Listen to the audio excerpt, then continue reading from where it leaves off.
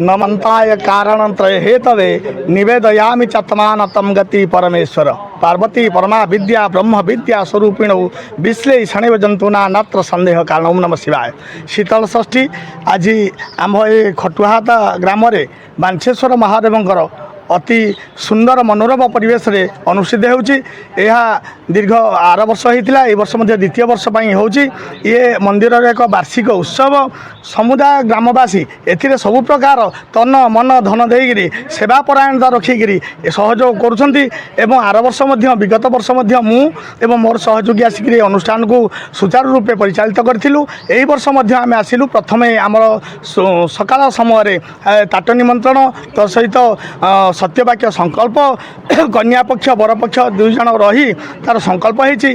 परवर्ती मोमेंट रे भगवान को आम देचु बर्तमान ग्राम परिक्रमा करुँच अति उत्सव सहकारे एवं आसिला परे आम भगवान को लेकिन निज आस्थान रखिबू एवं वैवाहिक जहाँ रीतिनीति वेद विधि विधान अच्छी से अनुसार आम विवाह कार्य संपन्न करूँ। परवर्ती मोमेंट रे भगवान जाकि स्थान विराजमान करेंगे एवं ता परवर्ती समय आम तार द्वितीय दिन तृतीय दिन और चतुर्थ दिन पर्यंत जहाँ जिन श्रृंखलित भाव में पूजा अर्चना हेब एवं यही उपलक्षे समस्त ग्रामवासी एवं पाख पड़ोशी आखपाखर ग्रामवासी आसिक पाखापाखि 5 ରୁ 10 हजार लोक एकत्रित होती। बाजा रोषणी जमी जहाँ हेबा कथा पटुआर ठाकुर छत्र चामर आलट सबकि आमर अंशग्रहण होती। तुरी भेरी शंख नादरे बर्तमान परिवेश कोलाहलमय होती।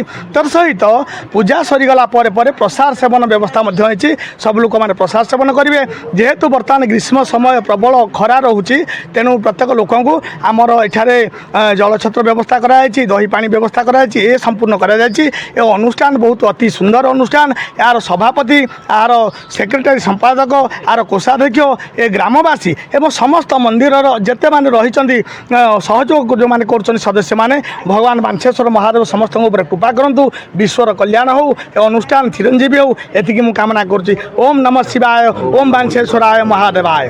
साहू मु कन्या पक्षर पिता बांछेश्वर महादेव कमिटी तरफ मत आज सौभाग्यवशत ये सुजोग मिली।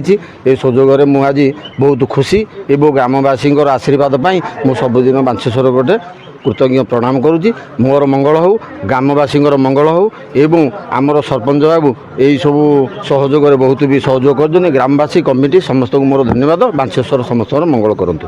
साहू ग्राम खटुआता 1996 मसीह बांछेश्वर महादेव को स्वप्न देखिकी शुभ देइथिलु। दीर्घ दिन पर आज की 7-8 वर्ष तले बांछेश्वर महादेव प्रतिष्ठा लाभ हो थिब ठाकुर आम गाँव अवस्थान कर पूजा पाउछंती। आ गला वर्ष ठारू ये शीतल षष्ठी शिव विवाह उत्सव पालन करुचु। आ गला वर्ष भी धूमधाम रे पालन करूँ।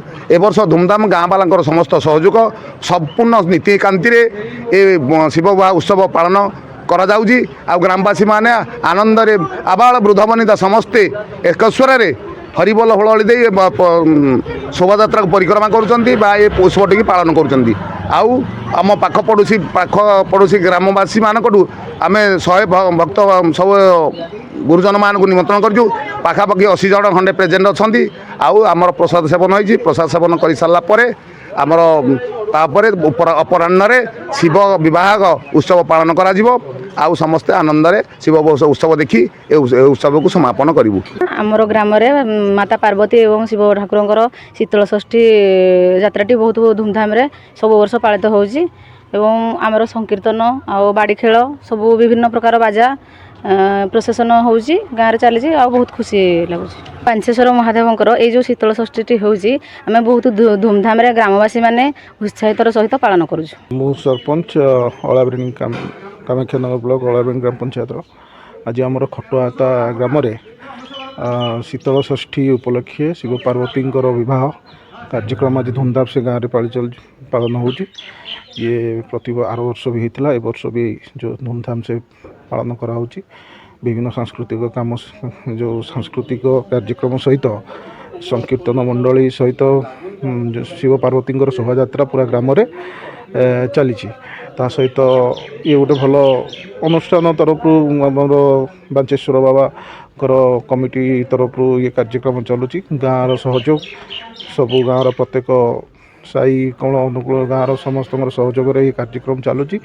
ଆଉ ଇଏ ଗୋଟେ ଅତି ସୁନ୍ଦର ଆମର ପାରିମାଳ ଏରିଆରେ ଏଇଟା ପ୍ରଥମ ଥର ଏପଟେ ଆମେ ଦେଖୁଛୁ ଯିଏକି ଆମର ଏଇ ଖଟହାତା ଗ୍ରାମରେ ହେଉଛି। ଆଉ ଶାନ୍ତି ଶୃଙ୍ଖଳାରେ ଆର ବର୍ଷ ହେଇଥିଲା, ଏ ବର୍ଷ ବି ଶାନ୍ତି ଶୃଙ୍ଖଳାରେ ଚାଲିଛି କାର୍ଯ୍ୟକ୍ରମ। ତା ସହିତ ଯେଉଁ ବିଭିନ୍ନ ବ୍ୟବସ୍ଥା ସବୁ କରାହେଇଛି, ଖାଦ୍ୟ ଭୋଗ ସହିତ ପାନୀୟ ଜଳ, ଦହି, ସରବତ ସବୁ ଖରାକୁ ଦୃଷ୍ଟିରେ ରଖିକିରି ବିଭିନ୍ନ ପ୍ରକାର ସବୁ କାର୍ଯ୍ୟକ୍ରମ କମିଟି ତରଫରୁ ହେଇଛି। ତା ସହିତ ଆମର ମନ୍ଦିରର ସୁନ୍ଦର ଭାବରେ ସଜାସଜି କରାଯାଇଛି। ଆଉ ଏବଂ ଠିକ୍ ଟାଇମ୍ରେ ନିର୍ଦ୍ଦିଷ୍ଟ ଟାଇମ୍ରେ ଶିବ ପାର୍ବତୀଙ୍କର ବିବାହ ସଠିକ୍ ଭାବରେ ସମ୍ପୂର୍ଣ୍ଣ ହେବ।